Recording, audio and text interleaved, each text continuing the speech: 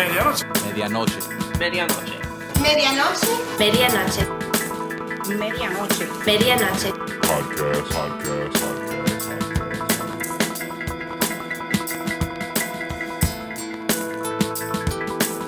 Medianoche. Podcast. Medianoche. Medianoche. Medianoche. Medianoche. Medianoche. Medianoche. Medianoche. Medianoche. Podcast. Yeah. What's up? We're back, man. We're back. Medianoche podcast. Right around midnight, too, man. On that 11 to 7 in the Mimo district. And this is episode 47.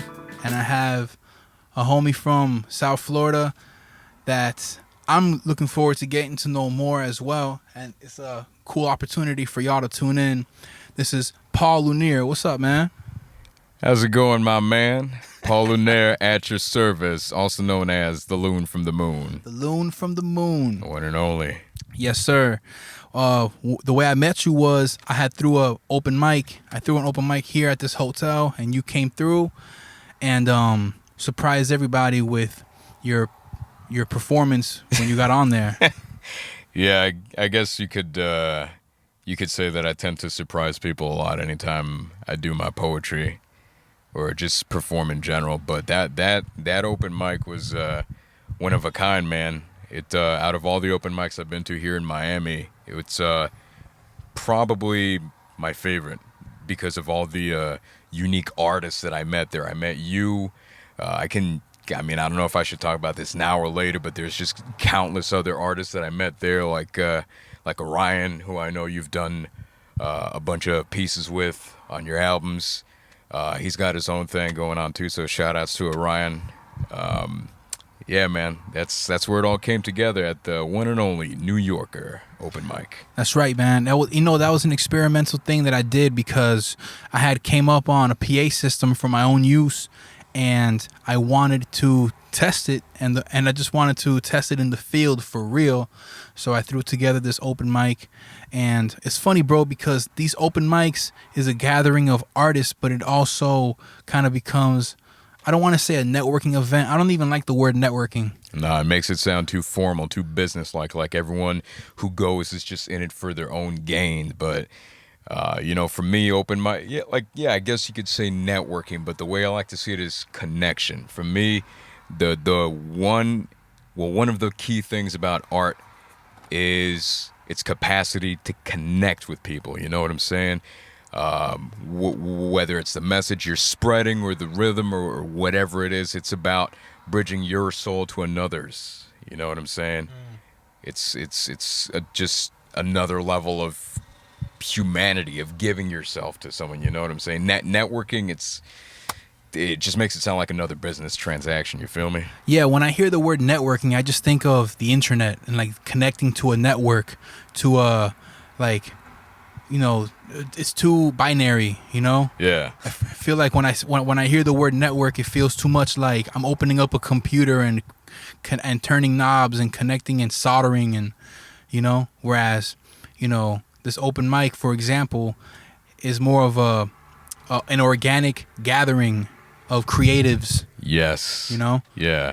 Organic is definitely the word. So, just to kind of expand a bit upon that whole networking versus connection thing, when you said that it was an organic event and that it was an experiment, well, number one, I got to say it was a successful experiment, one that I do hope to see again in the future, if you got time for that.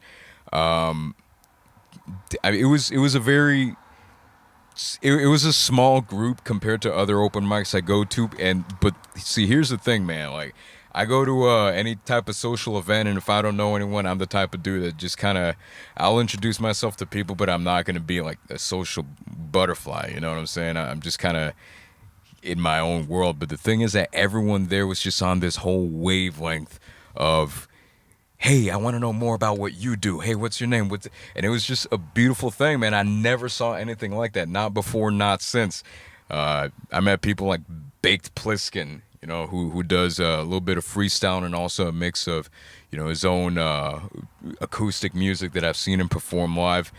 And you saw him when he was doing his thing at Mora Pizza when I posted that. These gals, Megan Melancholy. Yeah, shout out to Megan Melancholy, man. Yeah, straight up. She's awesome. She's straight up fuego. When she sings, it's passion. It's that sultry, like ooh type of thing that she sings. You know what I'm saying? Just like whirling dervish when she would do her vocals, man.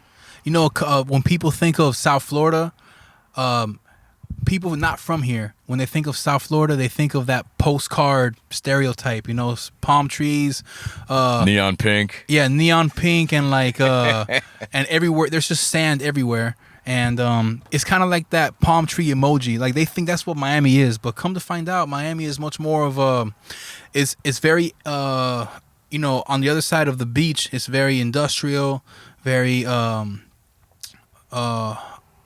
sectored.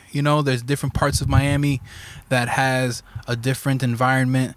Like Alapata has a lot of warehouses and junkyards and mechanic shops and then fast food spots here and there. Versus when you think of Miami, you with the beach, you wouldn't picture that. So the creatives that come out of Miami are also very diverse. And when I think of an open mic, I think of, it's the popular term of open mic. You get comedians and musicians and poetry, right? But they're usually very,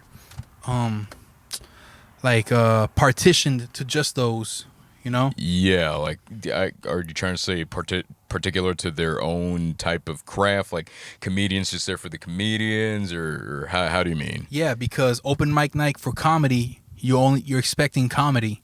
Yeah. But with the one that I threw, it was just the open mic was really open, Absolutely. It's like, I don't care what you do, just sign up and do your thing. Yeah. So that's when I met you, and come to find out what you do is, how would you describe what you do, man? Well, I do what I do, and you do what you can do about it. No, I'm playing. I mean, that's a question that I get asked a lot, actually, and every single time someone asks it, I just constantly struggle for words. I mean, on the surface, I guess you could call it poetry, but in reality, the type of stuff I write, I feel like it's best done when it's performed live. It needs that human interaction element. For me, it's not enough to just write something on paper and just give it to someone and, on some Robert Frost, Walt Whitman type of thing. You know what I'm saying?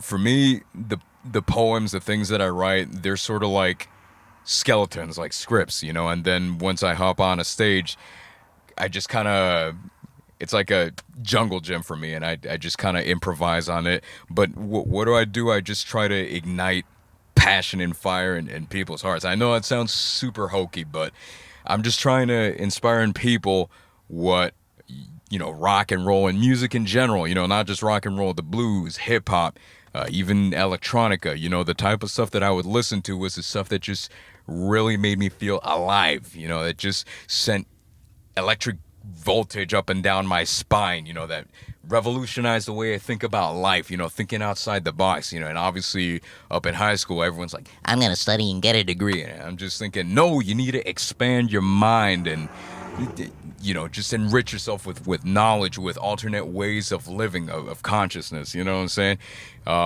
So, I'm just trying to provide an antidote to the sort of static addict mentality that a lot of people live on the day-to-day, and just trying to, get all up in their face and make them scream and howl along with me. When I go, ow, I expect to hear, whoa, back, you know what I'm saying? Absolutely, man, Yeah. Because monotony is very welcoming to this, it's like very comfortable to live in a monotone day to day, it becomes a routine, like a skyline that has nothing poking out of it. Absolutely. It's like a flat line, like you're connected to that thing in the hospital. When you die, that's when the line is flat, and a sign that you're alive is those peaks, those spikes up. Yes. And you know, when you got on the mic and out of nowhere you just projected your voice like really loud, really getting into it, it starts to climax and you're really getting into your piece. It's like forcing everyone to have like adrenaline start to pump through their body and you really feel alive. Yeah. You know? Absolutely. And you know, I appreciate that, man, because if there's one thing that gets old quick is monotony, you know? Yeah, you're telling me it'll just wear you out like a dull pencil, you know? And they say dull pencils have the sharpest minds, which in a way is true, but you know, when you get accustomed to that routine life, the day to day, if you just wake up, you got your 9 to 5, you know, we all have our responsibilities, but we just need something to kind of puncture that sort of hamster wheel that we're running on, you know, and sort of remind us why we keep pushing on to exist, what makes us excited and joyous to be on this planet here, you know what I'm saying? What makes it worth, you know, sitting here talking to a guy like you? What makes it worth talking to a stranger and getting to know their stories? Do you do that? I mean, obviously you do that. You walk up to strangers at an open mic, but do you walk up to strangers outside of that just to kind of spark random conversation? On occasion. I mean, it's a strange tightrope that I walk, because sometimes I'm just kind of listening to people, but sometimes I'll just kind of say, "Hey, how's it going? You know, what's your story? What brings you here?" And sometimes you'll just hear the damnedest things. You know, working here at the hotel, there's a bar in the back, right, where the open mic was at, and Yeah. every now and then I'll go back there when everything's done here and I have some downtime to kind of just socialize. But I'll go back there and to speak to the bartender or something, and it's true, every now and then a stranger will see me leaning on the bar and they'll just kind of go, "What's up, man? You know, how's it going?" And I'm not gonna lie, bro, I'd be a hypocrite if I told you otherwise. Like when I turn and I see a random person trying to engage in conversation with me, I shut down quicker than one would expect, because you know, you make music, so you got to be open and receptive to just some type of conversation. But for some reason, I'm not as open to random chit chat with a stranger sometimes, you know? Yeah, no, I understand completely, and I'm very much in the same boat. If I come off like someone who's just super popular and talking to everyone, no, that's definitely not the case. Because like what you described, I kind of have a hard time just having small talk. It's just kind of hard for me to maintain that. But once in a while, you just lightning strikes, and you meet someone who just has such a fascinating story to tell, and you find yourself talking with them for about 2 hours, and you know there's no formula to what could orchestrate that. You know what I'm saying? Sometimes you're just in the right place at the right time with the right people, and that's where you get the art from. That's where you get the inspiration, you know? I'm sorry if I'm rambling, but I used to work at a hotel too, so what you're describing to me reminds me a lot of situations I find myself in often. The hotel job had its own share of BS, but sometimes you would just meet people traveling the world, or you know, even just folks just coming in off the street who would just have things that were like revelations to hear. You know what I'm saying? Things that would sound like something out of a movie, you know? You know, it's interesting because I don't like small talk either. And part of the nature of the beast of working at a hotel here at, like, for example, at the front desk overnight, it exposes me to people that are tired because it's the end of the day. Very strange folks that just wander the streets, you know, looking for a room. Even some folks that I probably don't feel comfortable renting a room out to them, you know, like someone that you can just kind of pick up on a vibe that they might be trouble, you know. And other times, bro, I'll get somebody here at the front desk, like the Wi-Fi is not working in the room that they're in, but it's here at the front desk, so they'll sit there, and it forces them to sit 7 feet away from me on their phones, but not one word is said. I become invisible, in their world, and then eventually they become invisible to me. Yeah. But we're right there, man. Isn't that funny how that is? Yeah, it's completely surreal. So you're saying that someone is just there, just wrapped up in their own world, and you're in yours, and it's like there's like two separate worlds just kind of parallel to each other, but not really interacting. Is that what you're saying? Yeah, correct. Because of smartphones, which is something that I'm actually looking forward to chopping it up with you about. Yeah. Because of smartphones and AirPods and earbuds and shit, it completely shuts off the world around you. Like one of my favorite MCs is this guy named Slug from a group called Atmosphere, and he has this one line where he goes, "Put my headphones on for this world I ignore."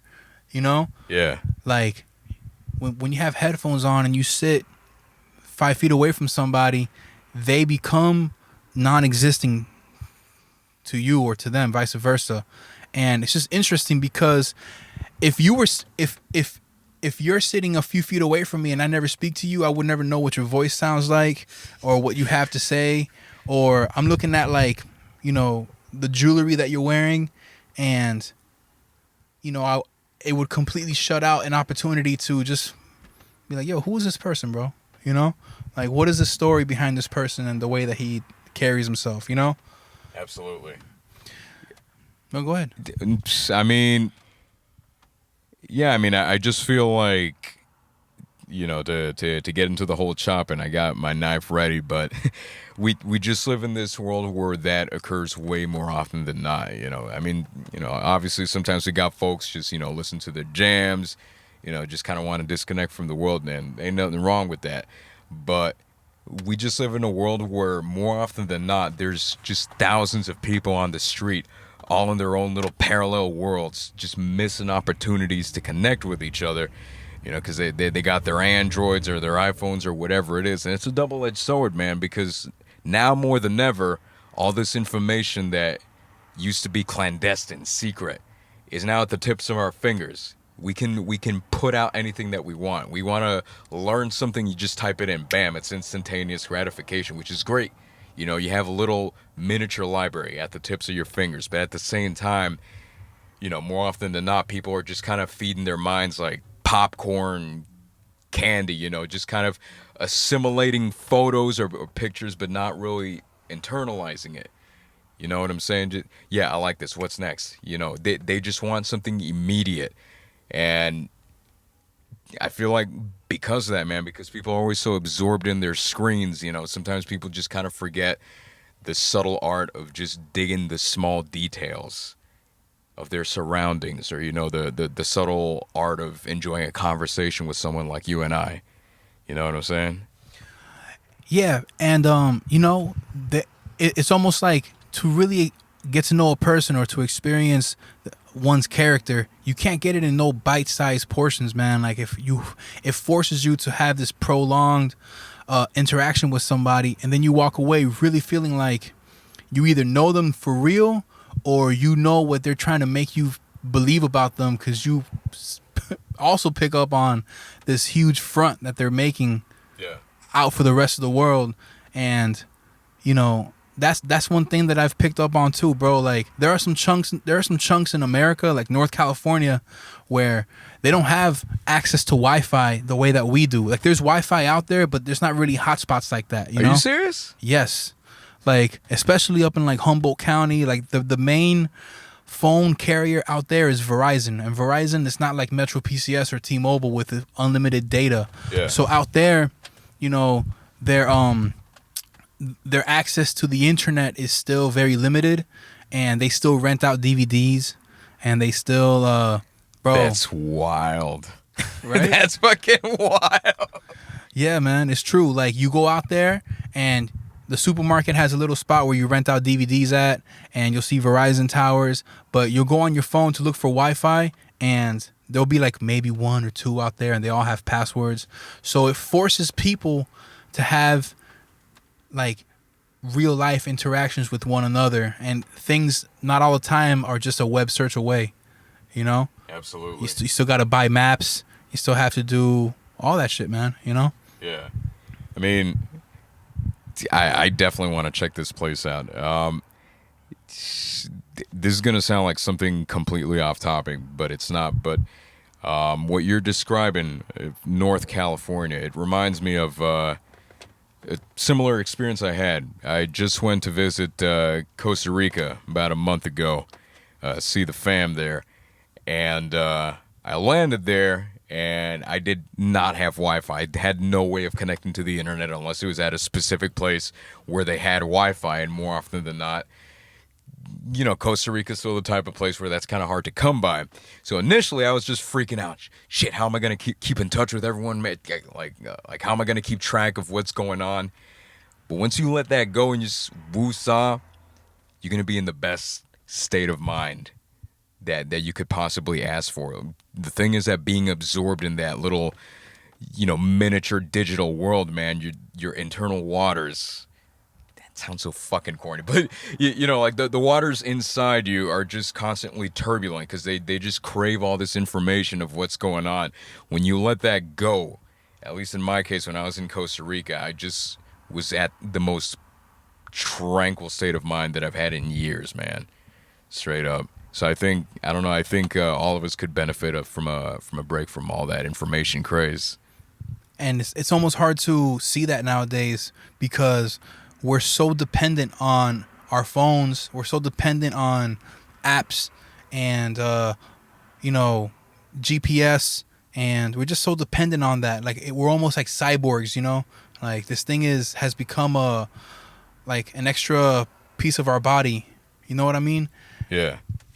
So listen, man, you know, you have a peculiar vibe, bro. When I first met you, I was like, all right, word. You know, mind you, my world is like, I grew up in, you know, hip hop, or I guess it became hip hop, but you know, you walk around with a leather jacket and leather boots, and you have a ring with a skull on it. Yeah. And 90-degree weather, sweating my ass off. So you know it's not just to look cool.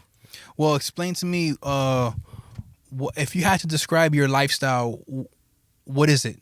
If you had to describe to somebody, you know, what a day in the life of Paul is like what's that like? Seeking electricity. That's it. Just seeking something that'll just light a fire under my ass. And just ignite my brain to experience something new. If it's not something new, to cultivate something that I've been previously, you know, working on. Now, granted, I obviously have my days where I'm just, you know, working my gig at the library, something like that, and nothing out of the ordinary happens. But for the most part, I'm like a firefly, just looking for where people are sharing their creativity or there's some type of artistry going on. I'd say more than anything that encapsulates my life. So hold on. So you work at the library? I do, at the Miami Beach Library. Damn, that's awesome. Yeah. That's so awesome, bro. Libraries are like the best ever, man. Yeah, and you know the funny thing is that's probably the first job I had in like 10 years that I don't see as a job. For me, it's just a natural extension of what I already like, you know, reading and writing and such. Obviously, I don't get to sit there and read the books. I don't get paid to do that. But just being in that environment, and not only that, part of my job is kind of, you know, serving people, man. You know, we get a lot of homeless folks, you know, a lot of parents and all that, you know, just looking for a place where their kids can study or work or things like that. People looking for jobs.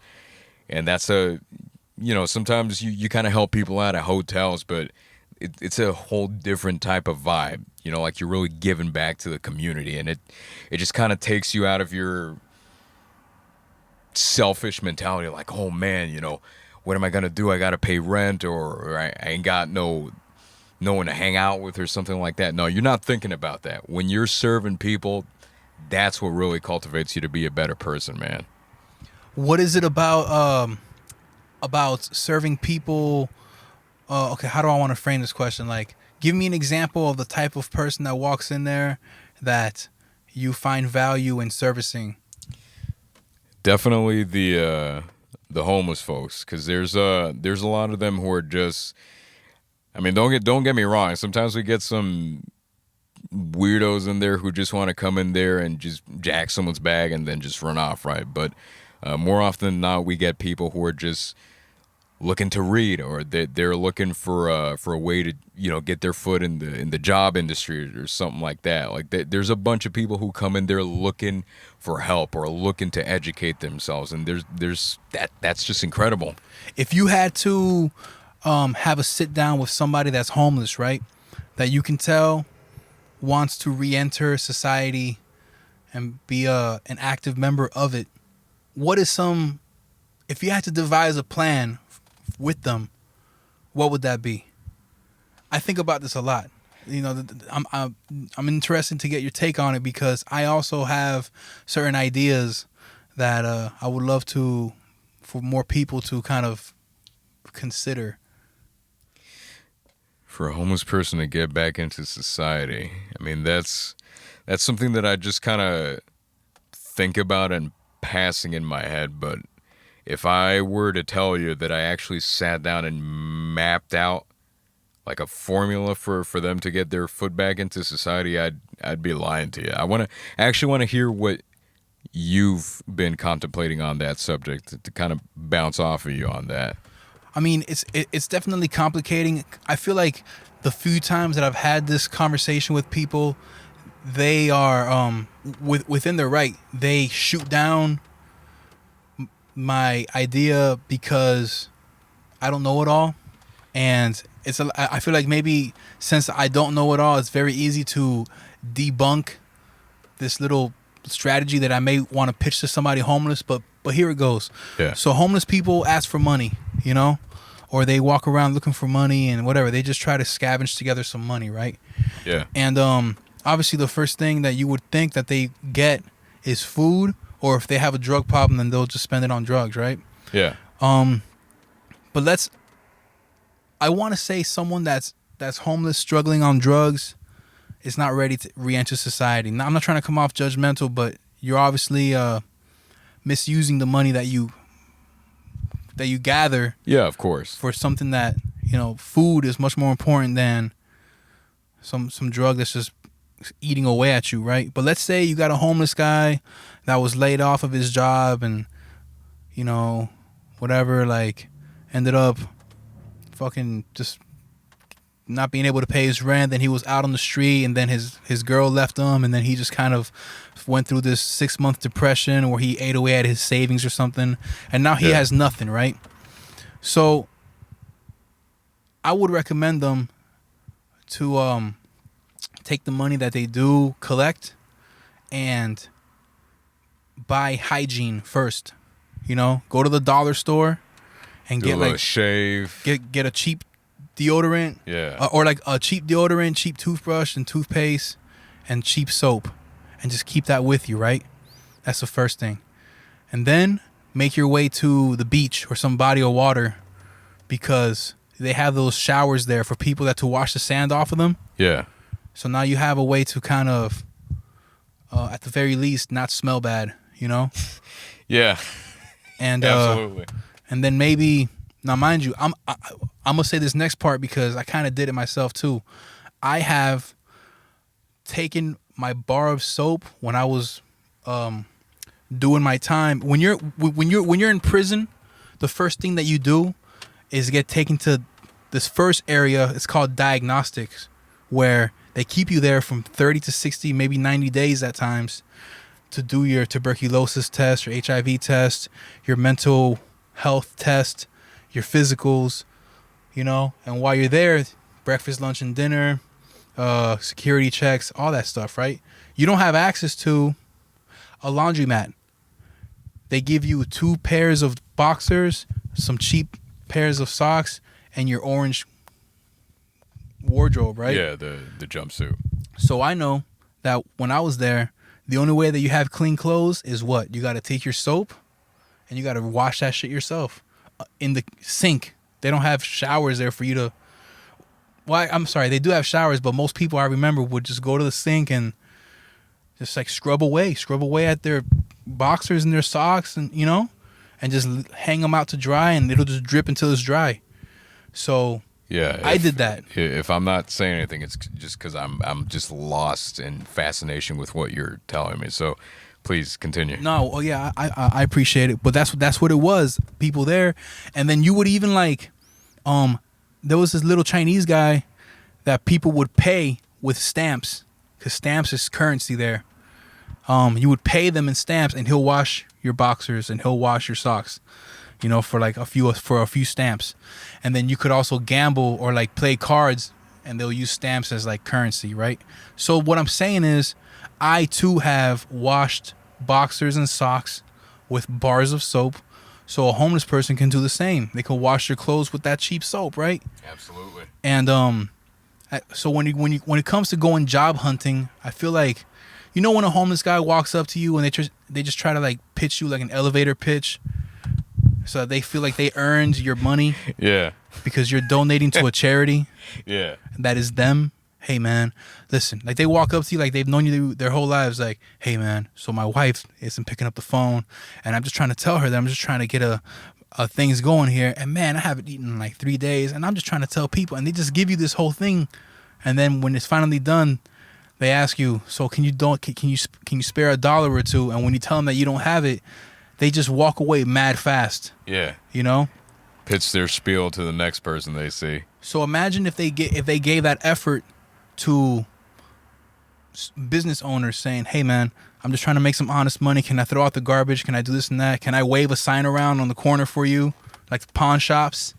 And if you do that to 100 stores, just by the law of large numbers, you don't smell bad, you're approachable, and you're respectable, you'll come up on something, you know? Yeah, someone's gonna bite. Yeah, someone's gonna bite. And I know this because I've gone job hunting, bro, and I know what it's like to go door to door and just try to present yourself, you know?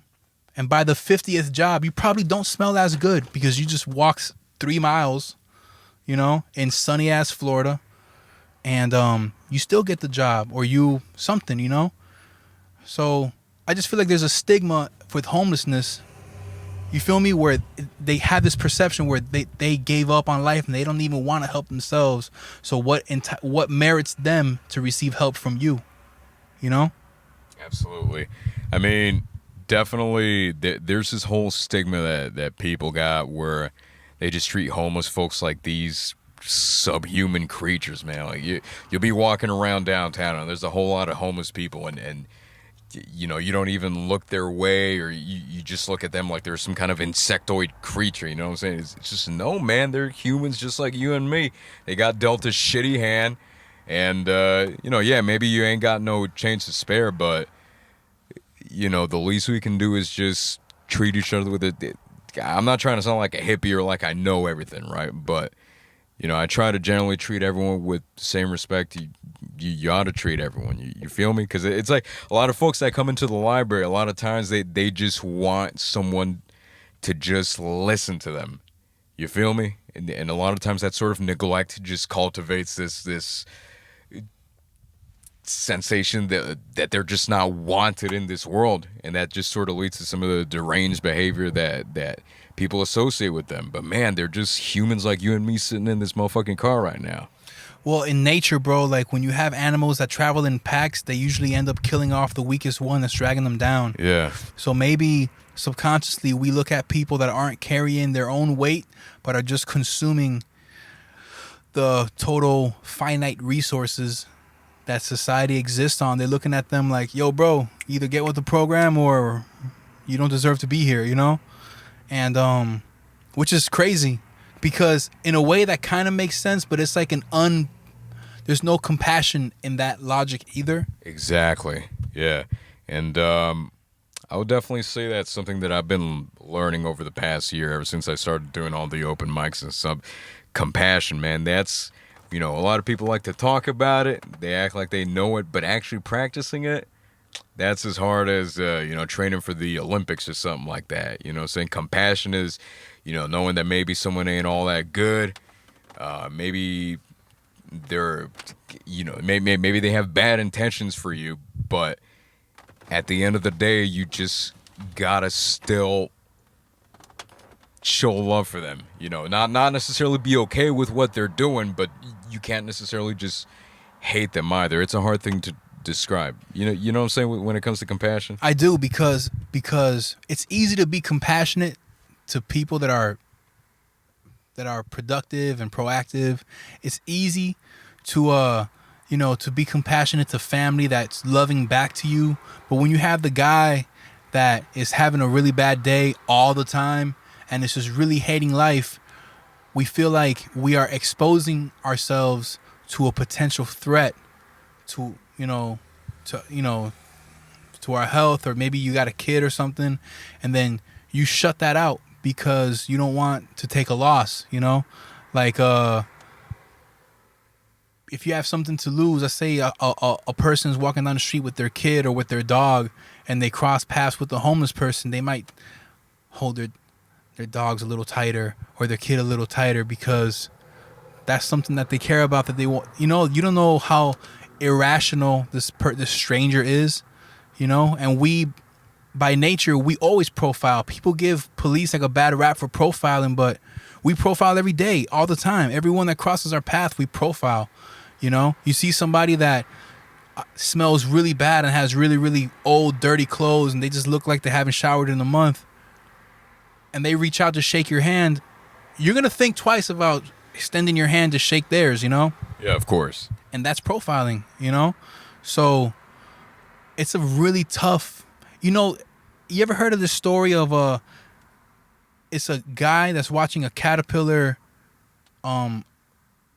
Caterpillars go to a cocoon and they come out a butterfly, and he's watching the butterfly try to make its way out of the cocoon, right?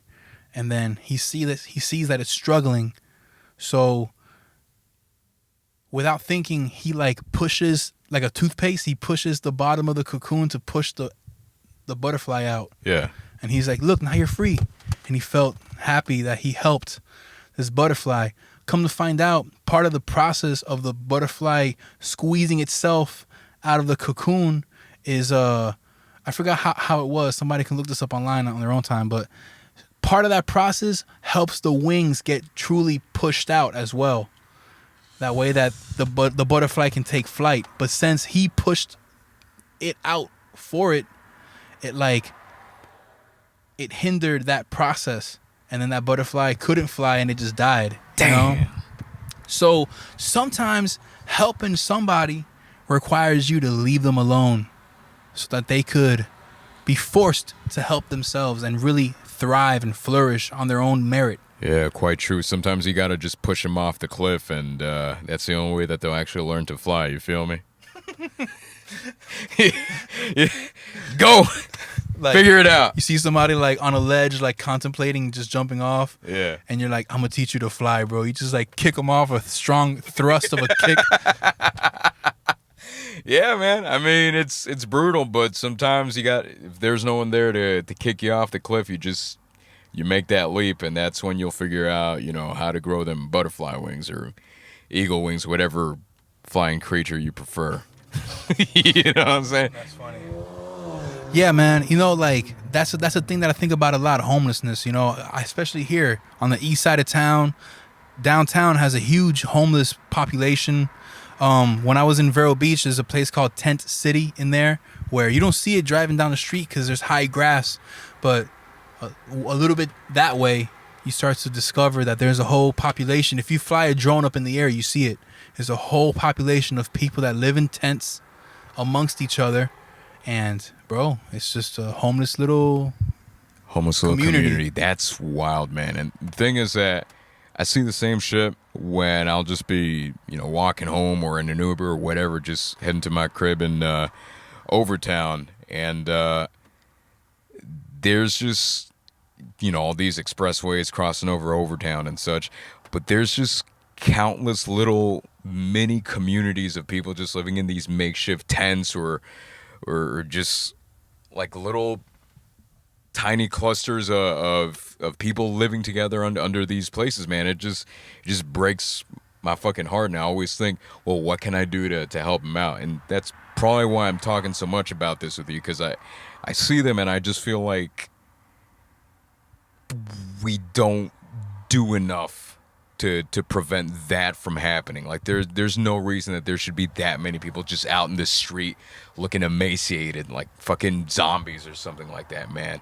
And you see these people, they just look like they're not on this planet. You know, I don't know how to describe it, or even if I have any right to talk about this, because I don't know their background. You know, I got my own little tiny place in Overtown, but at least it's a roof over my head. But it's like, when you try to understand the background that these folks came in, man, it's like a whole nother world that not many folks can understand, you know? And there's a lot of talented people that are in between homes, man. Like those people.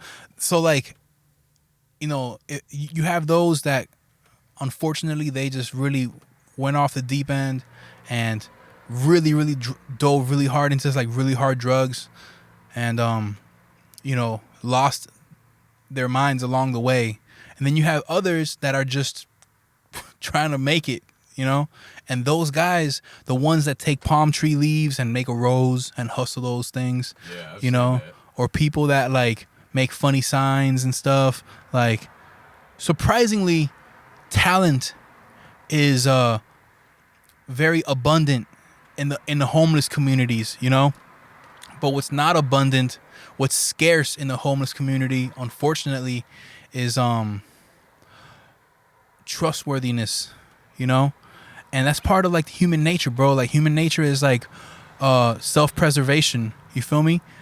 And they'll break into cars and shit. I remember there was this one time I was coming out of the studio, bro. This story is like over 10 years old. I was in the studio in downtown with this group that I was in, and one of them had a friend of theirs came over, and he had, you know, he was a producer, blah, blah, blah. And then it's time for him to go, so he takes the elevator, goes downstairs, and before we know it, he came back to us crying and like hyperventilating, like, oh my God, someone broke into my car and they took everything. And then we jump out of our chairs and we drive. We go downstairs real quick, and somehow, some way, we spread out and started to look for clues. Who knows how long ago this happened? He was in the studio for a few hours, and it's weird. Like we saw his car. His car's window was smashed open, and you know, when you're somewhere long enough, you start to recognize the homeless people that dwell there too. So we start walking up to, hey, like that Dave Chappelle's comedy bit. Hey, what's up with all this chocolate on your face? You know, like we're like, hey, who took his laptop? And they're like, I don't know, baby. And it's like, all right, well, if you see anybody with a laptop, let us know. We'll buy you a sandwich. All right, for sure. And we go to somebody else. Hey, man, did you take somebody's laptop? And before we know it, we like went down the line, and one of the homeless guys was like, yeah, bro, they're over there. And we all like, you know, went together to this place that this homeless guy was telling us that it was at. And come to find out, we started to see like a little cable on the floor, and, you know, another belonging over here, shit, over there. And we ended up finding the guy that took his bag. And it's like, yo, where's the laptop? Oh, man, I already sold it, you know? And we're like, bullshit! Where the fuck is the laptop? And he's like, all right, baby, it's right here. And he like, and he went behind a dumpster, and he took like his little bag, and he opened it up, and the guy's laptop was there, bro. And we snatched that shit out of his hands so quick. Like, the guy that his car was broken into, he wanted to like get physical with him. We had to like hold him back. This is over 10 years ago in downtown. And bro, by the grace of God, bro, like we found this guy's laptop, bro. And I know what it's like to get my car broken into. So it's like, it's a tough thing, bro. Like when people get into a extreme situation, they'll start doing shit like that, like breaking into people's cars, you know, just to try to see what they can salvage. And it's just interesting, bro. I hope that one day people get their lives together, but along the way, they also do things that's really bad karma that prolongs the day that they can rise from these ashes, you know? The day that they can rise from these ashes. That's a pretty solid way of putting it, man. I dig it. And it's funny that talking about this, and I'm just kind of thinking about the way that we're talking about human nature, the way that some folks, when they got their backs to the wall, they'll just resort to, you know, animalistic tendencies. Like, they'll do anything to survive, man. And there's nothing wrong with that. It's just our biological nature as human beings, but, kind of tying it back into, you asking me about, a day in my life or my writing or whatever. That's probably something that drives my subject matter a lot. And you do it as well in your in the music that you compose and such. I like to write about why people do the fucked up things that they do. Because growing up, I would watch a whole lot of like noir films and that type of thing, and everyone's just kind of out for their own gains. Nowadays, I don't really watch those as much, but that's just because you see it out in the street, and you just kind of wonder, what makes people tick, what makes humans do the messed up things that they do, what makes them do good things, you know what I'm saying? And I just kind of like trying to make sense out of all that, I guess you could say, the chemistry of the human soul. You know what I'm trying to say? Yes, I think that people do fucked up things because they want to not be fucked up most of the time. But there are other people, like in The Dark Knight, where Alfred says some people just want to watch the world burn, And it's true. I have met people that I would describe the same way. Something about their psyche makes them just want to spread despair, And it's almost like something must have happened to them when they were young that they have become so callous because of it that even when they speak about it, they almost joke about it, Yeah. But they want to cause despair, bro. They just want people to suffer by their hand or by indirectly by something that they did, and they look back and just, it's like causing a car crash and then looking back and being like, fuck you, Shit. Yeah, that's rough, man. Well, now, something that I wanted to ask you is, so I'll connect it in just a second. But first of all, I wanted to tell you that I never told you how much I fucking love Buena Gente. It's a great album, and anyone listening to this who has not listened to Buena Gente, you're out of your fucking mind. And anyone who's looking for some real hip hop has got to check that out, okay? Because it was just immense. It's immensely refreshing, man. And I've told you this about other songs that you've written as well. But the thing that I love about Buena Gente is the same thing I love about all your other pieces. The instrumentation, the beats, those are just, you don't hear that type of shit in hip-hop anymore. Or maybe I'm looking in the wrong places, but it's a whole lot of, this really standard drum machine type of shit.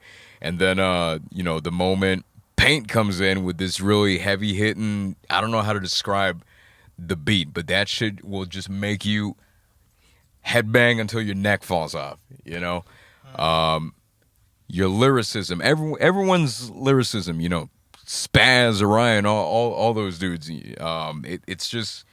It's incredible, man. Now, one thing that I wanted to ask is, what was the lyrical inspiration for Buena Gente? I know you said that it's like a love letter to Miami, but when it comes to some of the more detailed subject matters, what would you say were some of the things that were at the forefront of your mind at the time of writing them? Yeah, sure. No, well, thank you, man. Thank you for expressing that, bro.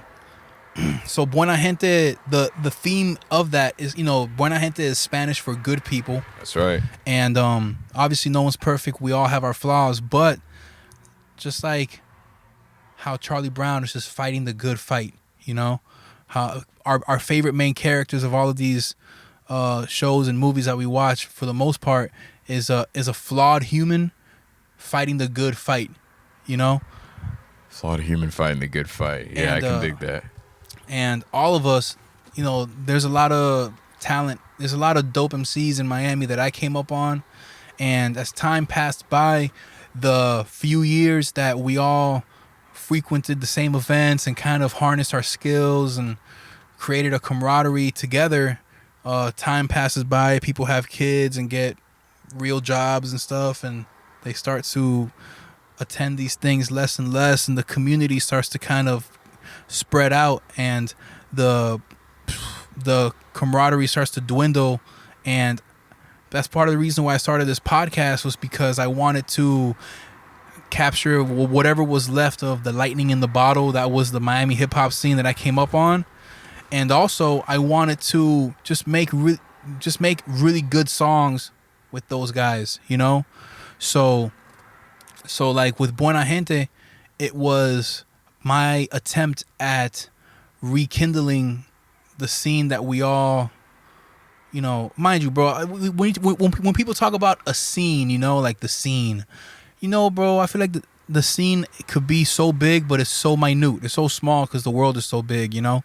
And I feel like it's more of a, hey, I know that this doesn't mean much to the rest of the world, but to me it did. And this is my, you know, attempt at presenting it to the rest of you guys so that maybe you can see what I see in it. You know? That's why the cover is just a drone shot of just the city. Yeah. You know? And everybody's style, I feel like everybody is that's on there is a dense poet that just chooses rap music to exist on, you know, just to kind of remind everyone else that hip hop as a genre hasn't disowned that approach to writing raps. There's still people that are very formulaic and very well thought out, and double, triple entendres and figurative language is still abundant in the MCs that I rock with. Yeah. Like the Serums and the Mowglis and the Ramon Reveres and Cloud9s and all those guys. When they piece together a verse, the last thing that it is surface level. It's very deep, you know? Yeah, that's something that I noticed about a lot of the lyrics when I was listening to the album, is that you could take all of these verses, you put it under a microscope, and you start to dissect that fucking thing, and it just unveils layers and layers like the best hip-hop MCs should, you know? Because the type of hip-hop I don't fuck with is, you know, guys who just make very shallow lines, just kind of bragging about themselves with these lame-ass, corny punchlines.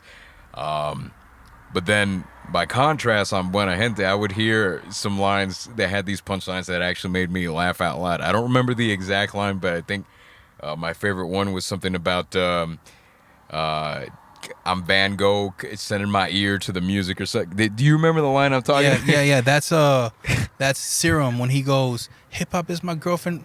Pack my U-Haul, watch the Van Gogh. Yeah. And then he goes, man, my bad, Serum. I be blanking out when I'm trying to recall lines. Actually, the lyrics are on Genius. So while we chat, I'm gonna look it up and then I'll be able to quote it to you. Absolutely. In a quick second. But yeah, it's true. Like Serum is one of those guys, bro. Like, you know, he was the best battle MC, and that kind of trained his ability to put words together, where it seems so effortless to him, but we're talking about 15-20 years of daily practice to arrive at that point. Yeah, something that I actually wanted to ask. So I love hip hop, right?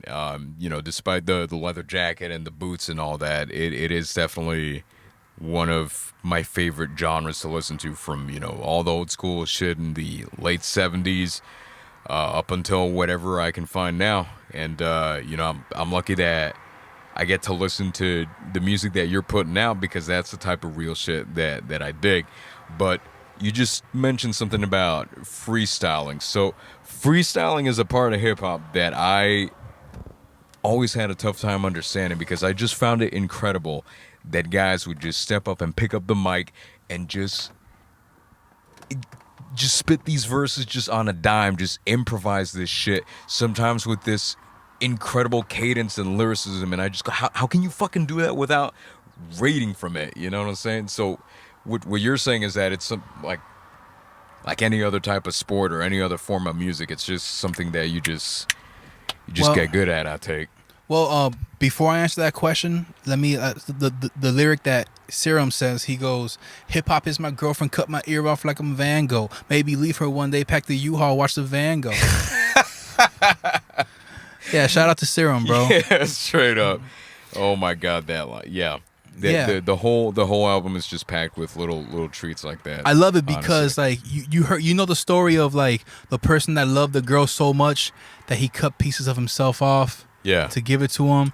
But then you have the double meaning of how you can listen to something that's so sharp that it cuts your ear off figuratively, you know? Yeah. So yeah, bro, Serum is one of those guys, bro, that if you don't pay close enough attention, like the depth might go over your head, you know? Yeah, and that the best type of music, the best albums that I've ever heard in my life are the ones that you can put them on as background music, and that's fine, you know, whatever. Everyone's got their own occasion for listening to something, but my favorite albums of all time are always the one that you have got to give 110% of your attention to. You know what I'm saying? You can't just leave it on, just playing in the background. You really, really gotta give it all your love and attention to really dig all the artistry in there. You feel me? And you might even not catch everything the first time around. You might have to go back.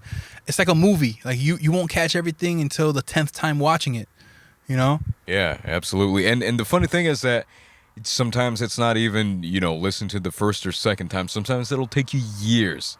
And I'm talking just music in general. Like there's a bunch of my favorite albums of all time that I would listen to back in high school, right? You going through all that teenage shit, you know, feeling like an outcast, or I'm just talking about myself. And then I'll listen to it 10 years later at 28 years old. And, you know, having lived all the life that you have, you go, damn, a bunch of this shit just flew over my head when I was a kid. You know, you think you understand it when you're a teenager, but you don't really understand it until you really live all that shit that they're telling you about. You go, oh, that's what these guys were talking about. And it's like you just uncovered the Da Vinci Code of fucking music or something like that. Yeah, it's true, because you have to experience life to understand the context of what they're saying. You know, like one of my favorite MCs is Jay-Z. And it wasn't until I became an adult and I lived an adult life for 10 years that I didn't go back to The Blueprint, which is one of his albums, Yeah. and be like, oh shit, you know? Like, you know, it just goes to show, you know, there's a term for it. It's like, oh yeah, I listened to it with my adult ears, you know? Yeah, absolutely. And that's probably just going to keep changing for the rest of our lives, man. And that's the great thing about experiencing life. You know, some folks think, oh, you know, what's the point? Well, the point is, man, that we're in a constant state of metamorphosis, you know, and this is something that I've been thinking about a lot, because I don't really watch a whole lot of TV, but I've been rewatching Breaking Bad. I knew you was going to bring that up. Yeah. He says, chemistry is change. Yeah, change, man. And I'm just rewatching that series, and you just see all these little thematic elements that you didn't see the first time, you know, because it's this whole study of change. And I think that's why I love that series so much, because, you know, people will be telling me, oh, you got to watch Game of Thrones and all that. Nah, man. Like, for me, I love Breaking Bad because it's like a show that talks about the type of things that I like to write about why people do the things they do. What Andre 3000, I forgot what song it was, but he wrote this song on Stankonia, where he's just asking in rapid fire succession, what makes a man want to pick up a knife? What makes a man want to take another person's life? You know, things like that. Those are the things that really fascinate me. You know what I'm saying? Yeah. Context. Yes, exactly. And that context is always changing in our lives, you know? So it's like, you know, you and I are just constantly reinventing ourselves, shedding our skins. You know what I'm saying? It's true, because some of my favorite pieces of lyrics are only because of the context behind it. You know, something so subtle that to the layman won't understand the depth behind the reason why this person can arrive. So, just real quick, I wanted to answer your question about freestyling, right? Yes. So freestyling is funny because it's muscle memory. You know, your brain, as you navigate through life, you learn new words, you learn how to express yourself and articulate things using the words that's available to you in your head. And you hear a beat, and then when you first start trying to rap over it, you're very sloppy because it's like dribbling a ball for the first time. You don't know what direction the ball's going to bounce in, you know, until you learn through experience that it goes that way because you made it go that way because of the way that you pushed it to the ground. So when you are rapping over to a beat, you'll start off very simple, and then you try to kind of pick it up a little bit, and you fumble because you're not there yet, you know? It's like you can bench 50 pounds, but once you get too confident, you try to bench 100 pounds, you're physically not there yet, so you'll fold. But if you go from 50 to 55 to 60, before you know it, you're rhyming cat and hat, and then Boston and often, and then and caricature with I fuck with America for sure, or some shit, you know?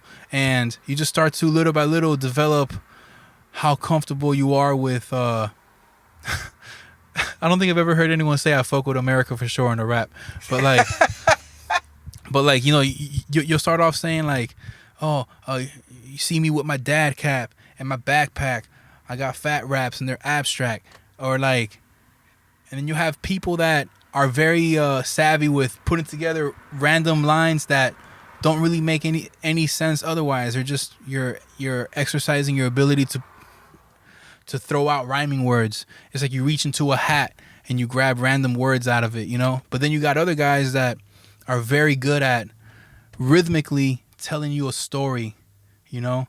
Like, and they're very, very good at it, you know? But there's nothing too climactic. There's not too many similes or metaphors. They just kind of very eloquently walk you through this little mini story that they're just telling you off the top of their head, you know? Like, I just watched, I went on YouTube and watched Scared Straight. Then I talked to my mom on a staircase, and you know what I mean? Like, Yeah, are you giving us a taste of a freestyle right now? I mean, whatever. Like, I haven't really freestyled like off the top in a little minute, but I remember when I used to freestyle, bro. Like, it was very. It's one of the funnest things to do once you kind of knock the rust off, but you know, you should try it, bro. Like, just to not necessarily because you want to establish yourself as a freestyler, like all braggadocious, but it's really good mental exercises. You put a beat on, and you start to, you know, say the dumbest shit, but you start to say the dumbest shit, but before you know it, you kind of find yourself saying one thing while thinking of the next thing, and then while you say that thing, you're thinking of the thing to say after that, and then it starts to become like an exercise, you know? Before you know it, you think of 4 lines, and while you are expressing the 3rd and 4th line, you're already putting together the 2nd, 3rd, and 4th line because you've been thought of the 2nd, 1st, and 2nd line. You know what I mean? The 6th and the 5th and 6th one. You know, it's just a mental exercise, you know? Yeah, absolutely. And when you say that, it reminds me a lot of qualities and other things that I'm passionate about. Like for example, I'm never gonna be a pro boxer like Muhammad Ali, but I love the sport, right? And I go train at this place called Punch Elite over in Wynwood. What you're saying about how freestylers, they'll spit a line and then they're already thinking a couple of lines ahead, and that just becomes second nature to them. That kind of reminds me of the way that you watch a pro boxer, and you know, the thing about an amateur, they just throw one punch and then they just throw another, and there's really no flow. When you watch a boxer, man, they throw that jab, you already see their other hand just ready, winding up for that. Bam! It's like a constant flow, one into the other. Their legs twisting in perfect motion along with every punch that they throw. It's poetry in motion, you understand? And it's the same thing with something else that I dig, improv theater, right? You watch guys that are a master of their craft, they just make a scene out of everything, man. You know, hey, can I get a subject? I don't know, parking only sign. They'll make the greatest damn scene that you've ever seen about a parking sign. You know what I'm saying?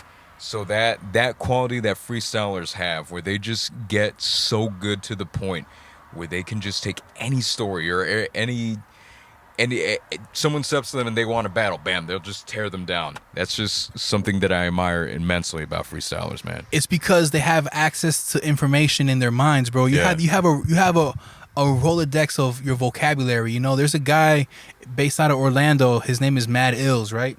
And Mad Ills is known for when he does a show, he'll tell the crowd, like, put things up in the air. Like, they'll take their phones, their hats, a purse, whatever it is, and he'll like point at it and rhyme about it. So if somebody has a cell phone, he'll be like, you know, oh, this guy has an iPhone. What's your name? Tyrone? Man, look at me. I'm on my microphone. You look like you're gonna spend the night alone. Or and it's cool to see people like do things like that, because they know that in their heads they know that that's a 2-syllable word, iPhone. Yeah. So you think of things that rhyme with I and with phone, and then before you know it, you realize that there's a plethora of existing words that's 2 syllables or that ends with the last 2 syllables that rhymes with iPhone. iPhone. I'm drinking something out of my styrofoam cup that from whatever, and they just go on from there. And it's just really fascinating to see. First of all, the English language is beautiful, you know. Yeah, without a doubt. Like just having just all the words that exist to accurately describe what you're trying to say. Like how they say there's an app for that. Well, really, there's a word for that, you know? There's a word for everything, which it kind of bothers me that everyone uses the word crazy to describe everything. Oh, what time is it? 7:30. Yes, that's crazy. You know, you're limiting yourself to eloquently expressing. I do it too. We're all guilty of it, but we should all collectively try to not resort to using crazy or just comfort words to. Yeah, it's like a very dismissive word to use when you don't necessarily, when you feel like you have nothing to really contribute, or, wow, man, that's crazy. Yeah, man, you know, I got a new car. Wow, that's crazy, bro. It's true, because everything that actually is crazy, now you undermine that it truly is crazy because everyone else describes everything as crazy as well, you know? It's just interesting. But look, man, like, I think of Breaking Bad. When Breaking Bad came out, bro, I was drawn to it too, man, because it really shows the capability of what side of the spectrum a human being can find themselves at, you know? Yeah, and the funny thing is that the show, I feel, is bait for a lot of people, because see, so the thing is that when we start out watching it, at least in my case, when I started out watching it, I'm not thinking that Walter White's a bad guy necessarily, you know, because I'm not seeing all these little details in his personality or anything like that. But, you know, yeah, we obviously know what he turns into, but I would be lying to you if I didn't say that I liked the way that he just kind of felt free for the first time in his life. Like, there's this one scene in the beginning where he's talking with his family and they're telling him to get the cancer treatment. He gets the pillow, and then he's basically telling them why he doesn't want to do it. And he doesn't want to do it because with his life basically having a deadline, right? He just wants to feel like he has a fucking choice for once. And, you know, because he's constantly used to being stepped on, to, you know, just kind of being like this little weak worm. And he just wants to feel like he's in control of something for once, and at least having the choice to say, no, I don't want the chemotherapy. Whether he's a bad guy or not, to me in that scene is irrelevant, because that's something that I feel people can universally relate to. You know, a lot of times there's people working 9-to-5s, or people who are afraid of taking a stand and saying no to something, and they crave that sensation of, you know, grabbing the wheel and saying, you know what, I don't want to fucking do that, I'll do it my way. You know what I'm saying? And that's so going back to what I was saying about the show kind of being bait for people, the show kind of tricks you, man, because a lot of times people will think, oh yeah, I get what he's saying, he's right. And then you find out that Walter's actually a low-key son of a bitch, and you go, oh, fuck, I can't believe I actually agreed with him at some point. You know what I'm saying? But that's what I dig about the show. It's not a black and white mentality of good and evil. It's more like a sliding scale and just how far down some people go in getting what they want.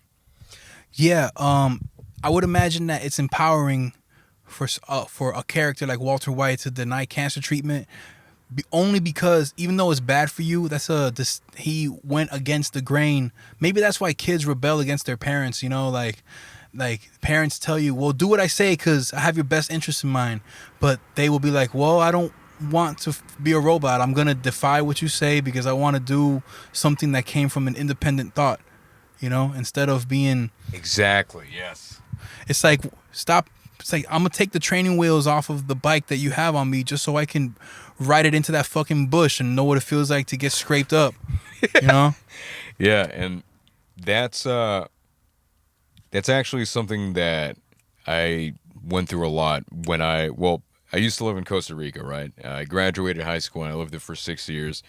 Then I came back to Miami about early 2017 because Costa Rica is a lovely place, right? Don't get me wrong. The nature's beautiful, the people are lovely, but the type of life I was living was... You know, I wanted to do all this poetry and music, but at the time I just kind of ended up just working in a call center, just getting hammered every single day. And I was like, okay, wait a minute. I got to hit the pause button because this just ain't working for me. So I came back to Miami, you know, the city I grew up in. Yo, imagine what it's like. You leave Miami in 2009 and you come back in 2017. You ever seen this show, Samurai Jack? I love that show, man. Yeah, that's one of my favorite shows of all time. Aku is one of my favorite villains. Foolish samurai! Yeah, that's my shit. But anyway, getting No, I know what you mean, man. Continue. Yeah, so for me coming back to Miami was what it was like for Jack to be taken out of his time and being flung into the future. Because I come back and suddenly Wynwood ain't some ghost town. It's popping.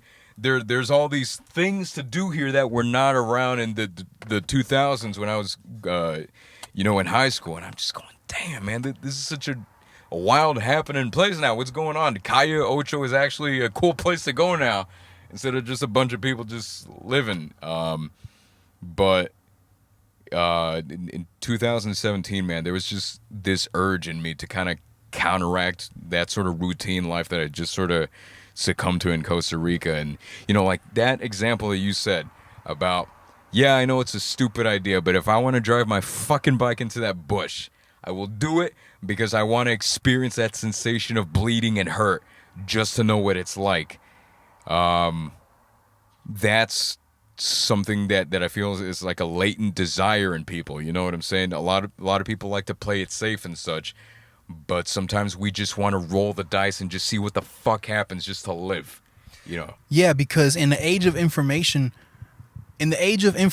everyone has so many things figured out that there's no mystery left. And exactly. And that's what makes mystery so cool. Like the abyss. That's why people are drawn to the abyss, to the unknown. You know, why do we have to know everything? Like, let us experience the joy of discovery. You know, let me know what that feels like. Okay, I understand that humanity has existed for however long we've been here, and okay, I understand that fire is hot, but chill, man. I want to know what hot feels like. Don't fucking tell me about it. Like, let me figure it out. You know, like if anything, we should be fortunate to know that we have access to things that other people don't have access to. Like one of my favorite rappers is Lupe Fiasco, and he has this one line where he goes, yeah. He goes, that's harder than finding a blind man and trying to describe yellow. You know, it's like we have access to things like that other people might not have access to, and even though we can just Google it right quick, shit, bro, let's blindly figure it out. Let's, you know, there's a joy in trying to. I can just Google how to change my trucks out of my skateboard, but let me fiddle around with it real quick just to try to see what happens if I push here and there. Like, fuck a manual. Let me just figure it out, you know? Yeah, exactly. And that's how we grow as artists, as human beings, sometimes that scary thing that you don't want to do. This is what I'm saying is super cliche because it's the type of thing that you'll see on a fucking Hallmark card, right? But it's something that we take for granted, man. A lot of people are just so afraid of taking risks, of doing something that might hurt them or kill them or maybe make them lose everything that they've ever known. But, in the pursuit of grabbing that fruit of life and biting into it and sucking it dry, really drinking that juice that you get from it, like, sometimes you just got to take that gamble. You know what I'm saying? So, sometimes that's why it is that in that scene in Breaking Bad when Walter says, I just want to feel like I have a choice, that is probably one of the main driving forces in what I write.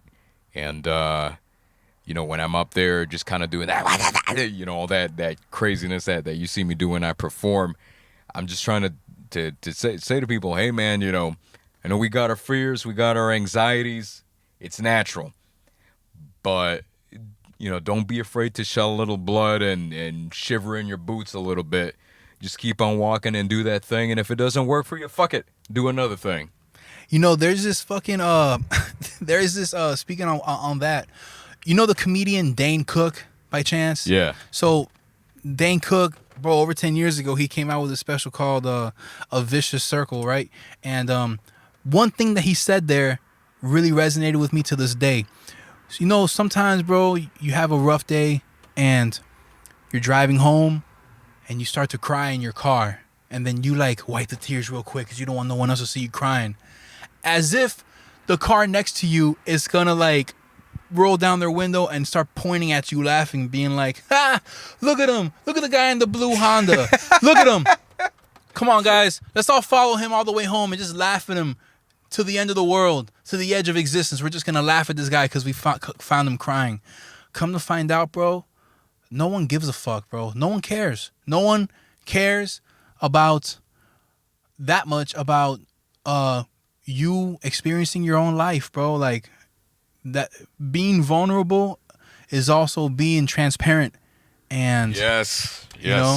And when you're on stage saying your poems, reciting your poetry, and you really raise the volume up and just kind of leave it all there, other people might in their minds criticize that because they're too reluctant of getting to know what that feels like, Yeah, I mean, it's funny that you say that because someone told me the same thing in slightly not as nice words a couple weeks back. I was, because every Wednesday night I host this jam session at Churchill's. It's this thing where people just go, they bring their instruments, and if anyone wants to hop in and just play something, they can.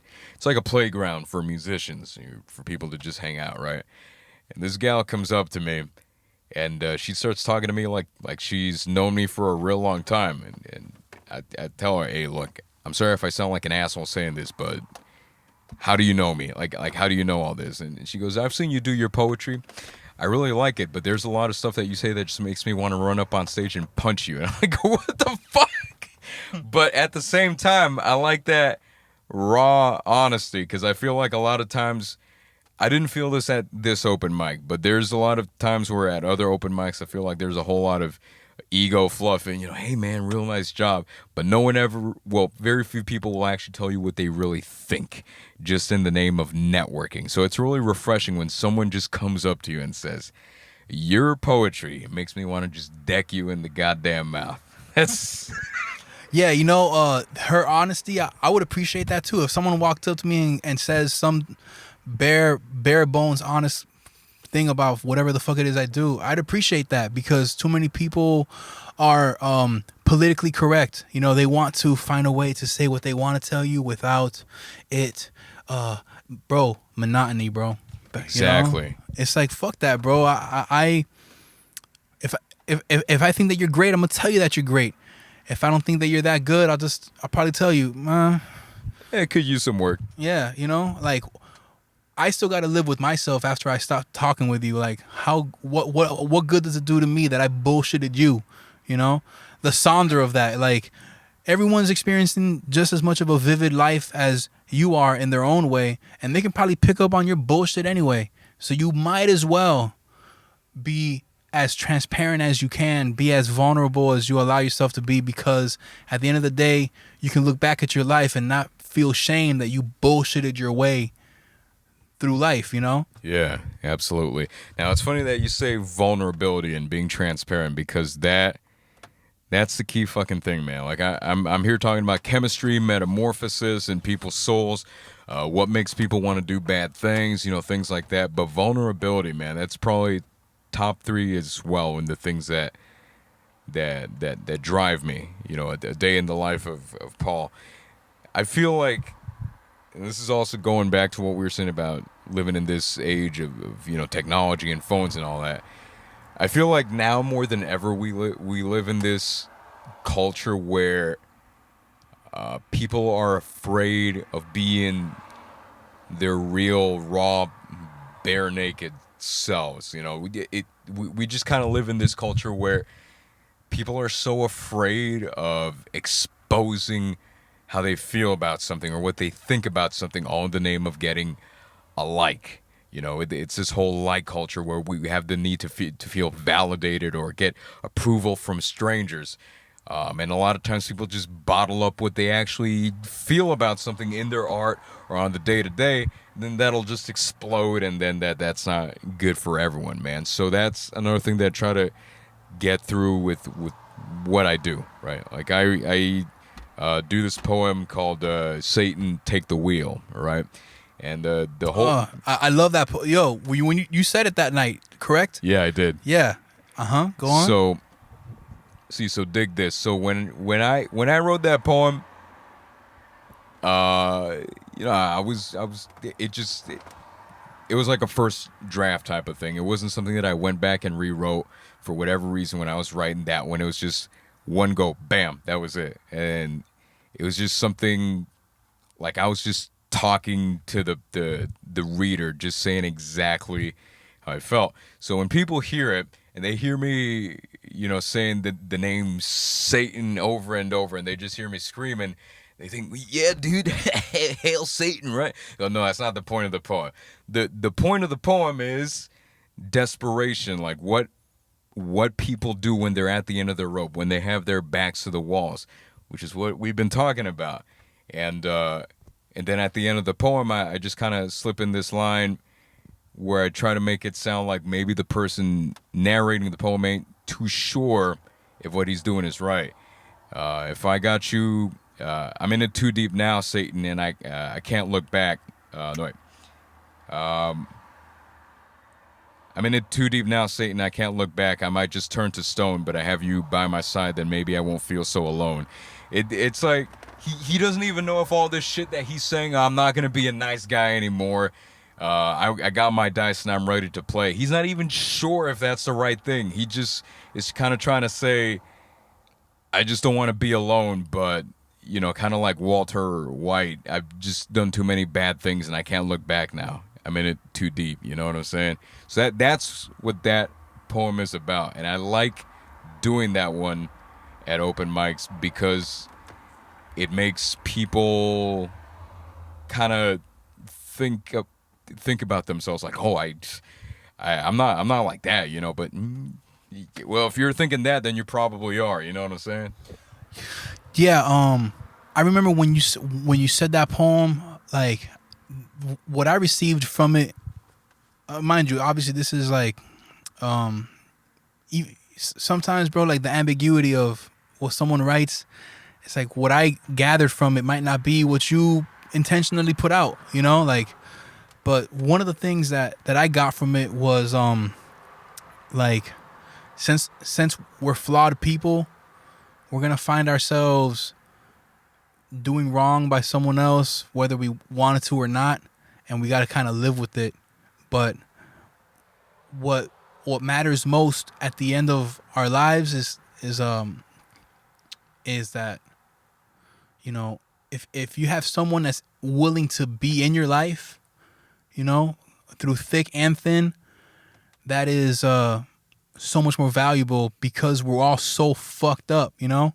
Like if I have a friend, right, that if I go, oh man, I'm not saying that I do this, but if I go, man, you're acting like a piece of shit, man, fuck you, and we get into that fight and we hang up and I don't talk to him for a month, if I come back around and be like, yo dog, my bad, and they are receptive to me trying to, you know, express a little remorse, they could still be willing to be my friends and we can kick back and all that, but they don't know that when I am not hanging out with them, that it still might bother me, you know?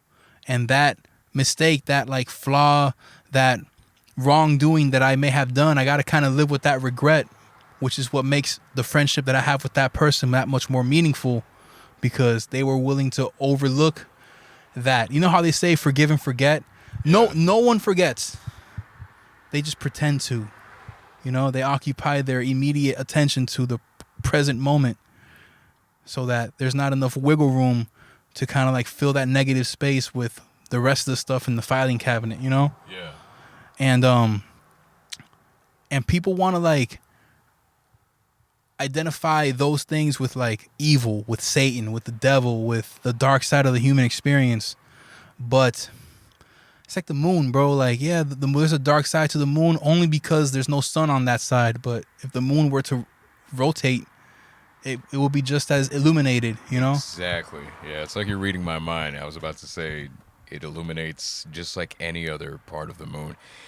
It's just wild that you're saying that, man, because it really is like you're sort of connecting to the same frequency that I got going on in my mind. You know, when you brought up this example of, you know, maybe you're hanging with somebody and you might do them wrong, and they see that you want to atone for that. And okay, yeah, it's fine. I'll let bygones be bygones, but no one ever really forgets. That's pretty much what I wrote that for. You know what I'm saying? Like, we're human. We make mistakes. Sometimes you just gotta take that ball and chain and just take accountability for it. People have too much of an issue saying I'm sorry. Yeah, that's for sure. I have some friends that to this day, and I don't have many friends. I want to say I have like 4 friends, 4, maybe 5 people that I truly consider my friend. Till this day, bro, they will never apologize, bro. Parents never apologize to their kid. They're like exempt from that accountability. You know, I changed your diaper. I should never have to bow my head to my own wrongdoings that you were on the receiving end of. You know, like, apologizing feels so good. You know, it feels so good, bro. Even something small and insignificant, bro, like just saying I'm sorry, bro, and not trying to fluff up the air with your reasoning and shit. Just, you were in the wrong, and your logic behind the wrong, the context of your wrongdoing might not matter to the person. They might only want to hear you say, bro, I'm sorry, man. You know, I'm sorry, bro. I know that what I did was wrong. Let me just kind of throw that out there. If you don't ever want to talk to me again, I understand, but just know that I value you if you decide to hit me up some other time, you know? Like, that might give them closure and might make their life experience better just because you went out of your way and acknowledged that you fucked up, you know? Absolutely. You know, the thing about saying I'm sorry is that people don't like to say it because that is essentially giving up some sort of pride or dignity. They don't want to necessarily admit that they're in the wrong. You know, it's so simple and straightforward, but people just want to cling on to that whole thing of, well, I didn't do anything wrong. I didn't fuck up. So I ain't gotta apologize for shit. Like that example you said with your mom or pop saying, I changed your diaper. Why should I have to bow my head to you? That is so common, you know, because of that sort of hierarchy. But it's natural, you know, parent-child relationships and all that. But if people would just loosen up and be a little more humble in their day-to-day lives and realize when, you know, sometimes they say, all right, well, I screwed up. I'm sorry. You know, And then, like you said, you know, if you don't want to hit me up anymore, that's fine. I understand. But, you know, that just a little humility goes a long way, man. It does, man. And then you appreciate the relationship more, bro. That's, you know, that's part of it, man. Like I can go off the top and just think of a bunch of people that when I got out of prison, one of the things that they make you do when you're in there, if you're like in shock treatment, is you're assigned a counselor, and they'll tell you, different counselors have different styles, but my counselor was like, yo, listen, I'm going to go through a list based on your crimes, and I'm just going to kind of give you an idea of how this has affected people that you might care about, and your job is to shut up and not interrupt me, not try to cut me off, or don't roll your eyes. You're going to compose yourself, put your hands under your thighs when you're sitting down so you can't, you know, like jitter around or nothing, and you're going to listen to me, and I'm going to tell you that your mom was, how your mistake affected her, your dad, everyone. She went down this long list, and it was a long meeting. And, bro, the majority of grown men end up coming out crying, you know, because as she chips away at your tough exterior, she like forces you to arrive at the point that you might not be as good of a person as you think you are. But it's not the end, because now that you have been made, now that you came with this realization that you might actually not be a good person, you can start to seek atonement for it, you know, and arrive at, like, carry that remorse with you for a couple years. And then the rest of your life will be pleasant because, you know, you dug yourself in a deep ass hole, bro. It's like suicide. You know, when people kill themselves, bro, it's the end of their world. But your mom and dad have to identify your body and see the remains that you left behind because you decided to go out, you know? And that is a lifelong trauma that they'll never get over, you know? And sometimes, bro, like, like thinking beyond yourself forces people to to act right, you know, by others.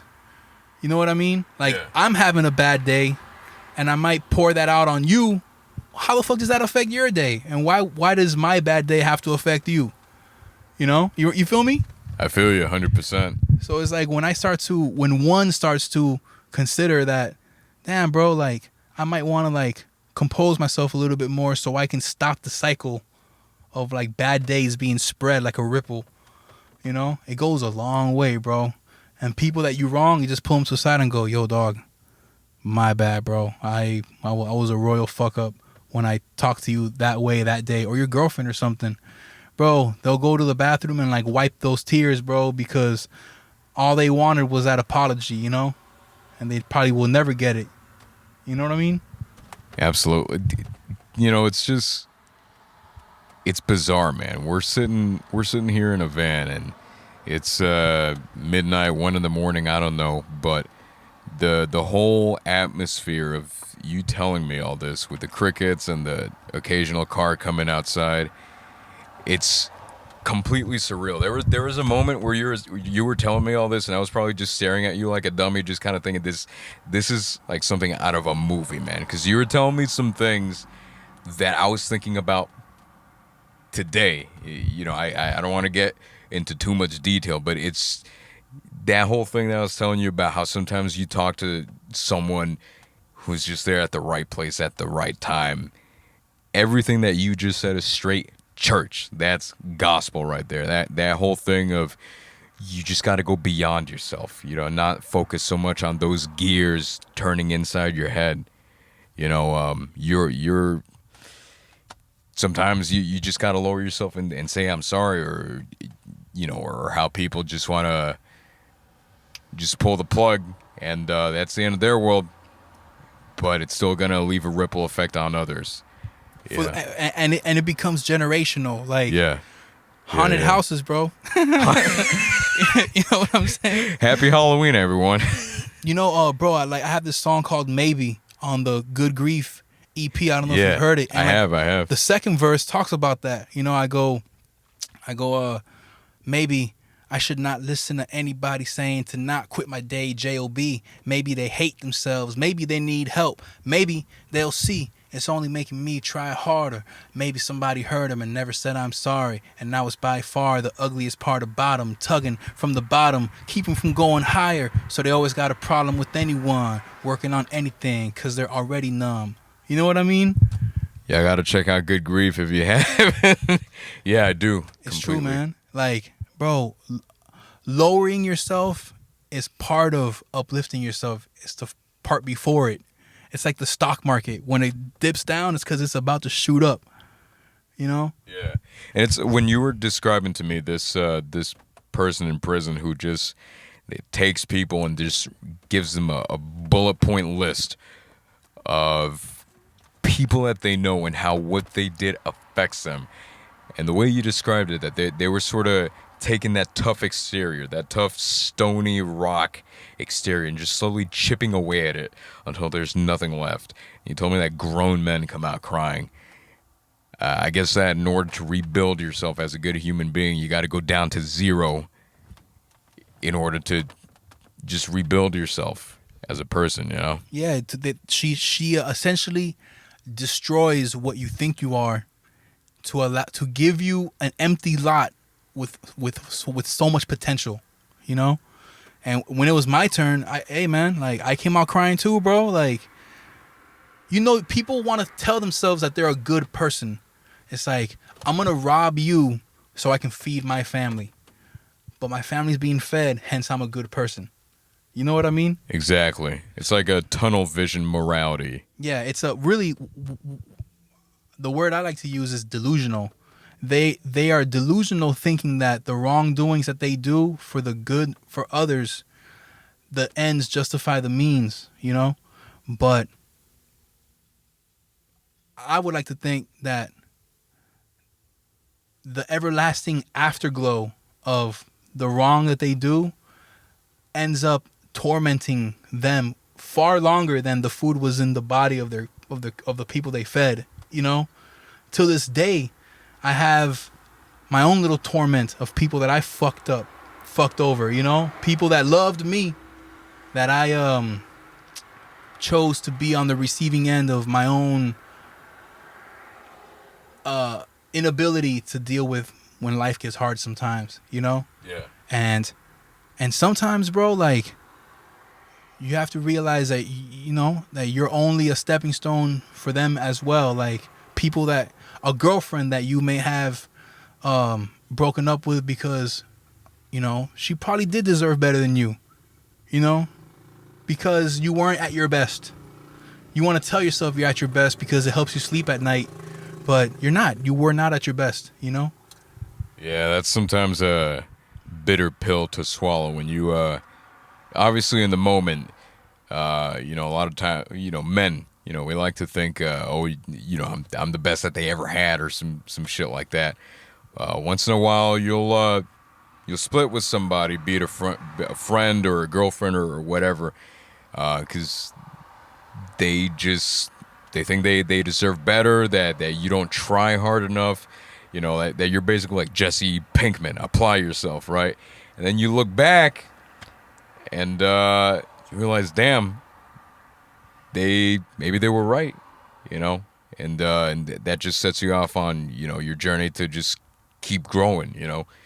It's obviously a case by case scenario, but you know, a lot of times you can always do a little better. You know what I'm saying? And bro, like, we all, me included, bro, we fuck up like way more often than we probably want to give ourselves credit to. Yeah. I don't think the purpose of life is trying to be perfect. You know, like, they want to say, nah, bro, like, perfectionists to me is a very toxic practice, bro. Like, my dad likes to use this example. Mind you, I didn't look that deep into it, but apparently, supposedly, some Native American tribes, when they make necklaces out of beads, they'll make an all-black necklace, all black beads, and then they'll throw, like, one white one in there, just to imply that nothing is supposed to be perfect. You know, That's fucking poetry right there. like, you know, like allow things to be human. Allow things to be imperfect, bro. Nothing in life is perfect. If anything, I feel like the universe's creation is to imply that there's always room to expand and improve. Like the universe itself is expanding. Yeah, You know? without a doubt. There's like a million things, and I'm just trying to keep track of them as you're saying all this. Yeah, man. When you're talking about, you know, people just wanting to be perfect and how that's a toxic practice, I think again that just kind of comes to the type of culture that we live in. You know, and you know, Instagram is all fine and dandy. I think it's cool that people share what they do, but we can't be afraid of being imperfect. You know what I'm saying? So, you know, thing is that when I write, you know, I'm not saying I'm a great poet or anything, but what I try to do is that I try to create poems that tell people, look, you're human. You're gonna fuck up. You're gonna have your backs against the wall.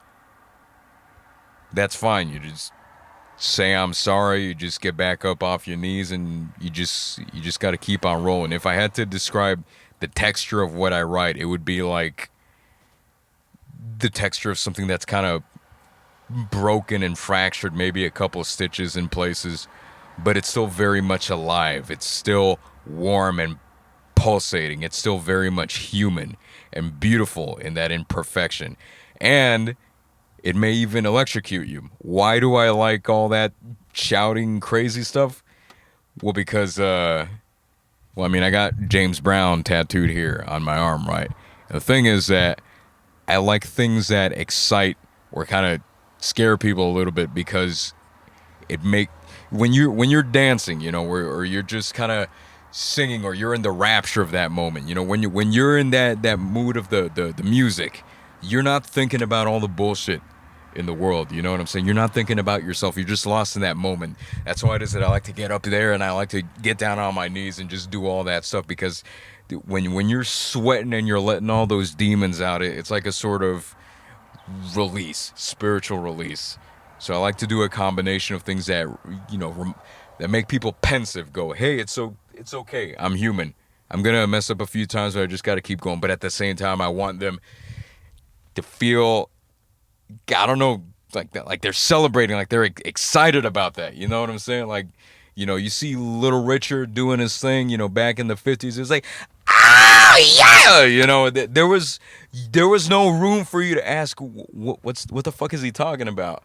It is what it is. You know what I'm saying? It's like George Clinton once said, one of my favorite quotes, funk music is its own reward.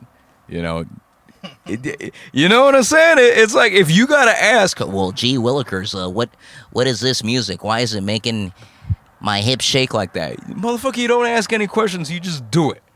You know, you just get down to it. You know what I'm It's saying? like because with an exclamation point at the end. Because that's it. That's exactly it, man. Word, man. You know, like life, bro. Life is beautiful, bro, and it's such a dope thing to experience, bro. The good and the bad. Good days are bad days, bro. I'm sorry. Bad days are good days, bro. Yeah. You know, because it's a part of the story. Like all the best movies have the fucked up shit and the most messed up parts, you know, Absolutely. that just make the movie good.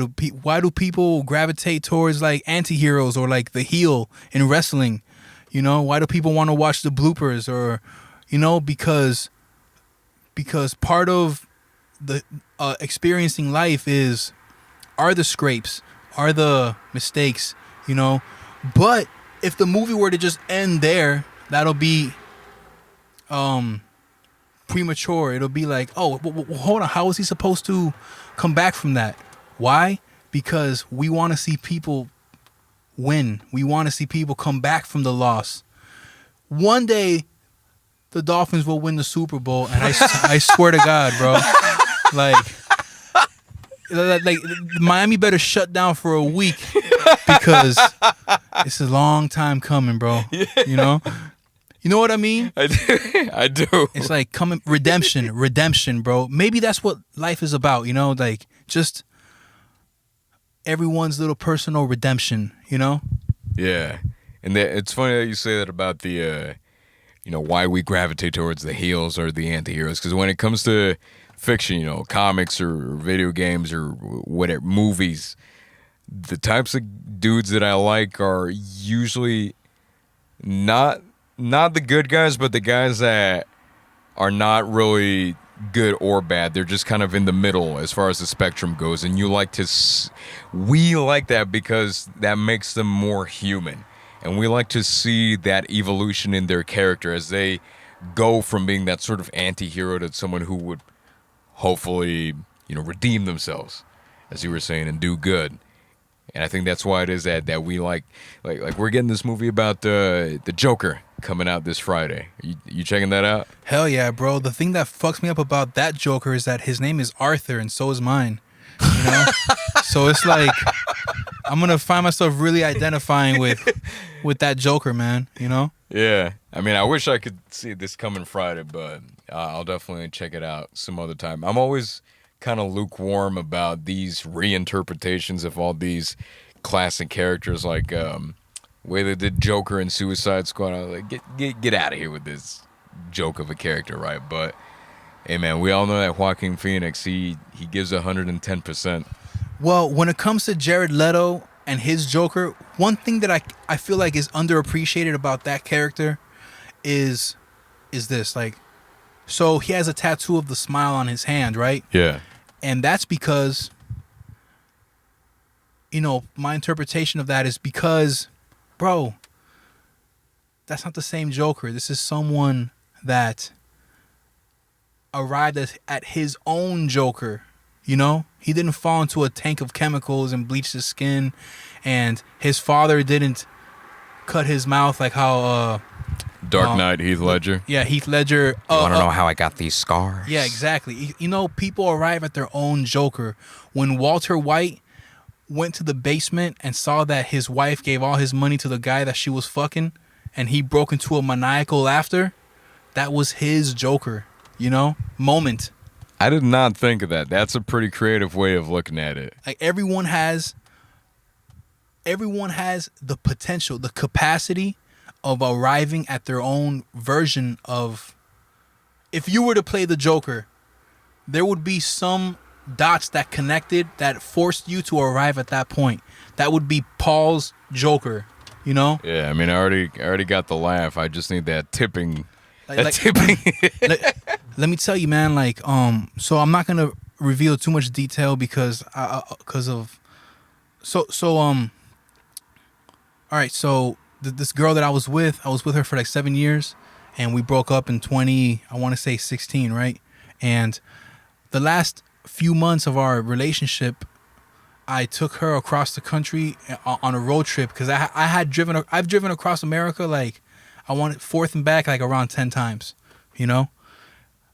within like a 2-year span. I did a lot of drifting, and this one time with her, I drove from here to North California and back, and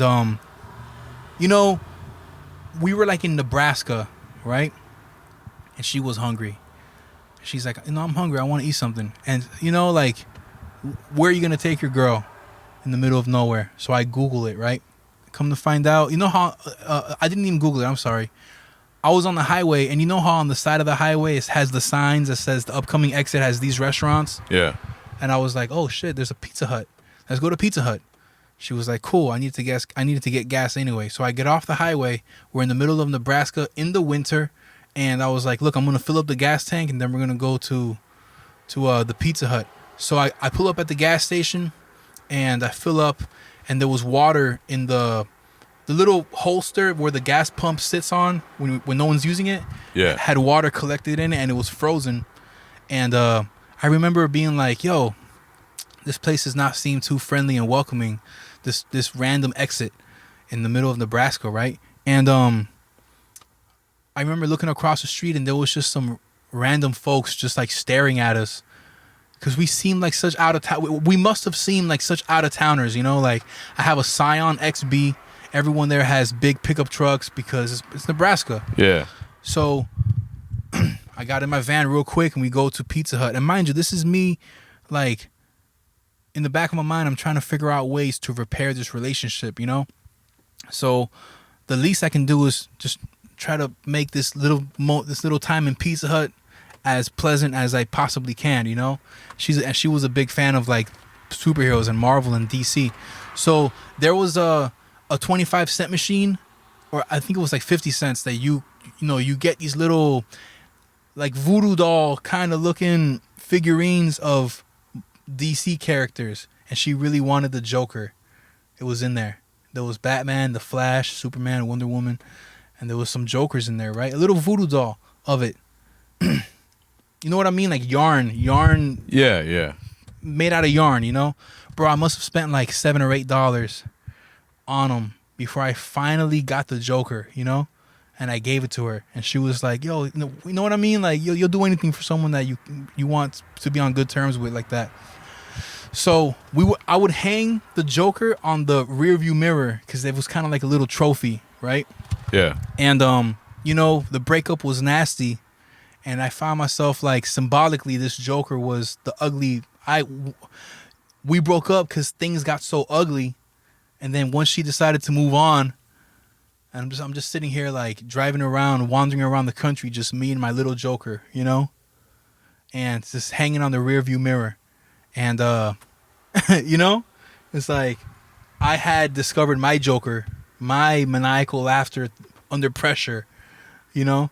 It's just interesting. Like, there's a little Joker in everybody, bro. Believe that. Oh yeah. Yeah. All it takes is one bad day. Yes, sir. Yo, man, Dark Knight, man. There's a whole bunch of interpretations of that character, but for me, Heath Ledger's Joker, man, he was just, he hit 10 out of 10, man, for me, straight up.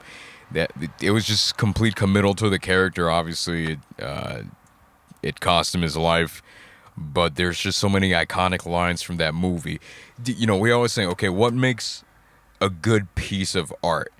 And I'm actually reading a book called This Is Your Brain on Music, which kind of goes into the neurological science of, you know, how your mind and body is affected when you listen to music, right? But there's this one part where they talk about what it is that musicians generally look for versus what scientists look for, right? And scientists are constantly, you know, testing out theories and willing to redo them and just constantly throw whatever it is they did out the window and just start from scratch, right? And musicians, they're looking for something that will stick universally, right? So that's why it is that stuff like Breaking Bad sticks even years after it finished, because people, the reason that people like watching it, even though Walter White is the biggest egomaniac, is because there's still elements that make him human.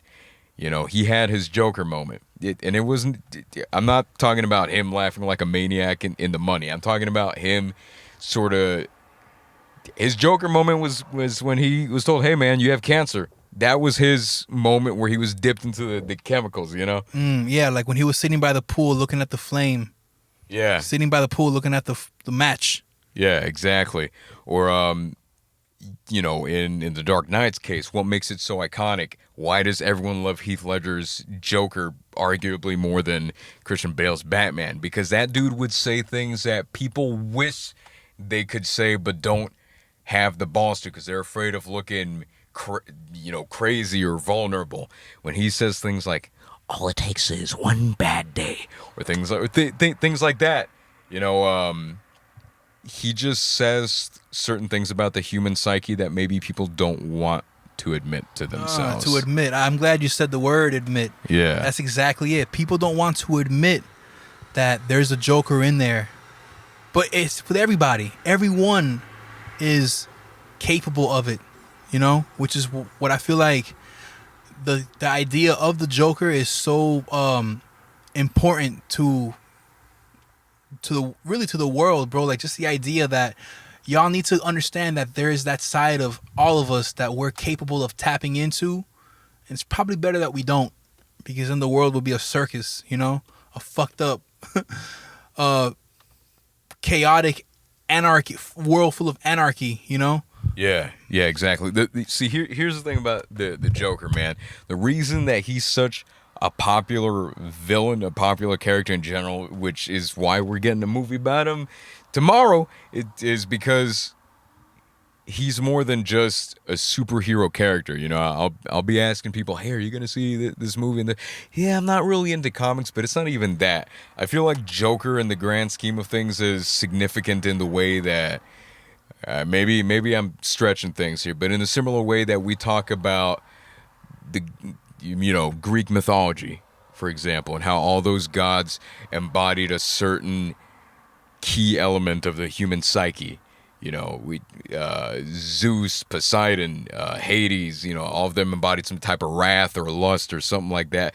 Joker's is iconic, probably way beyond the creator imagined, because he embodies the absolute apex of delirious chaos if we succumb to that one bad day. Like, let's say my moment is one bad day at my old hotel job where someone was bitching at me because their pillows were too small. And then I just ended up having a fit of laughter and then just like suffocating them with a pillow and painted my face white. Yeah, it's like it's like the cracks, like we all maintain this composure until one day we're pushed to the point where a little crack like appears, somewhere on us. There's this documentary about Lil Wayne, right, the rapper, and he gets a lot of tattoos. This is one part where he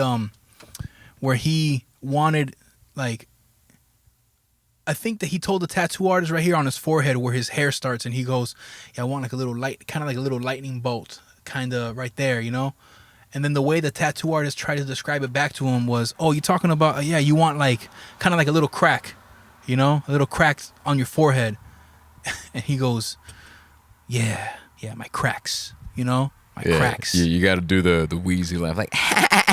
It was actually like, it almost came off like a little bit of a mini profound moment, like, yeah, my cracks, like he had a realization. Yeah, bro, that we all have that threshold that we try not to arrive at, because who knows what's beyond there. Who knows what happens if you we all know what happens if you chisel a little chink in the dam, Yeah. So it's only a matter of time before the water pressure destroys it. Yes, sir. And I feel like that's what the Joker is, The Joker is the result of that water pressure just yes, bro, exploding out. That's why it is that, I tell people you gotta let some of that water out. Because the thing is that if you try to deny yourself your emotions and you try to just block everything up like it's a perfect dam, that water is going to overflow eventually. It's just a part of the human experience to let some of the water out from time to time. You know what I'm saying? Absolutely, man. And I feel like a way that to let that happen is, bro, y'all should call somebody and just apologize to him. Like, whoever it is that has been on your mind that you may have done wrong to, like, just call them and be like, "Yo, my bad, bro." I feel like that may help people not arrive at that point of like the overflow. Exactly. Well, listen, man. I think on that note, it's probably good that we wrap it up, man. Damn, I could sit here talking for hours, man. Word. Well, I mean, but it's a 2-hour episode. That's actually a treat, bro. Crazy. You want to tell people where they can find you at? Yeah. Also, it's funny that I said crazy there, and we were talking about people using that as a crutch word earlier. It's true. See, we're all guilty of it. Yeah. I'm not even gonna justify it, even though we're talking about the Joker, and he truly is crazy. Yeah. I mean, as far as where you want to find me, best place is probably on the Instagrams. The Loon from the Moon. That's TheLoon.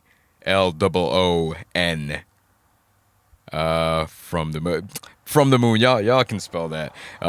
But yeah, I mean, there I just kind of post about different events that I do. I'm trying to get this monthly spoken word event going on. I hosted the first one at this place called Dot Community in Wynwood.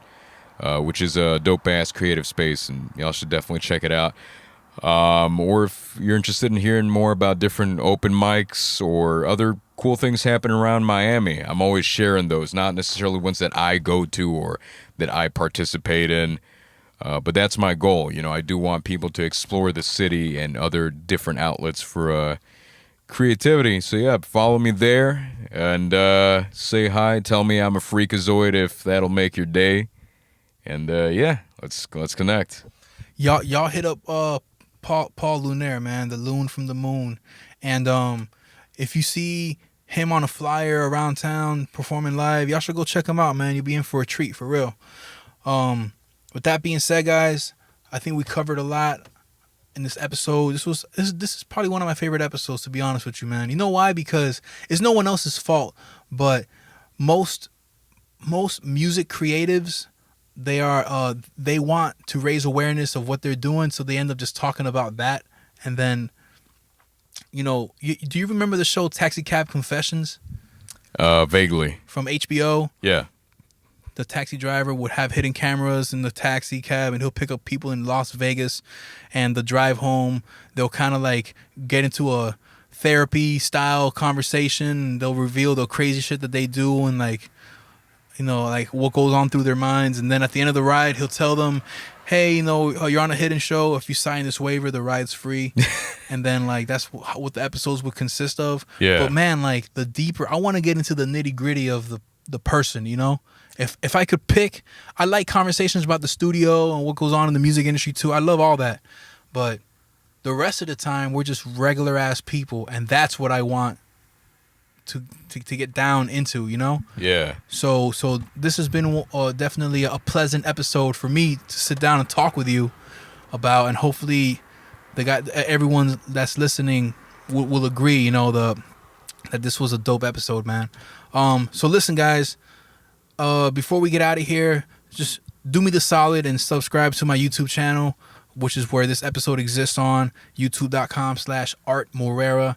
And also, if you have Spotify or Apple Music or wherever you listen to music on, check out Buena Gente. Also, you know, if you want to go a little further back, I would highly recommend Transit City. Good Grief. And Good Grief, that's right. But really, man, again, the joy of discovery, bro. Like, that's one of the amazing things about creative arts. Doesn't matter how old it is, when you get around to it, it's brand new to you. And that's what's so dope about it, you know? So, y'all go ahead and check that out, man. And shout out to everybody on Buena Gente. Thanks to Paul Lunaire, the loon from the moon. It's been my pleasure, man. Thank you for having me, and thank you for being a very genuine, knowledgeable person as well. You know, you just share all these stories of your life that were just immensely fascinating, and I hope to do it again sometime, man. For sure, man. I do as well, and I have a feeling that we will link up again to do another one. But on that note, guys, follow the Loon from the Moon. Hit me up if you have anything to say about this episode, and we out here, guys. Peace. Peace. Medianoche. Medianoche. Medianoche. Medianoche. Medianoche. Medianoche. Podcast.